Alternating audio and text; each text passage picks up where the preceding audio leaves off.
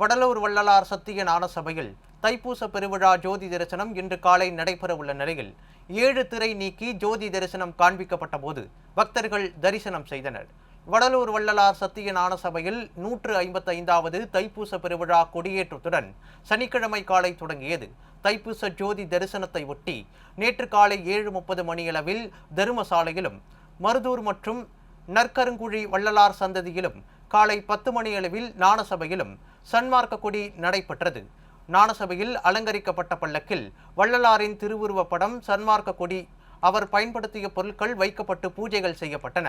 இதனைத் தொடர்ந்து இன்று காலை திரை விலக்கி ஜோதி தரிசனம் நடைபெற்றது.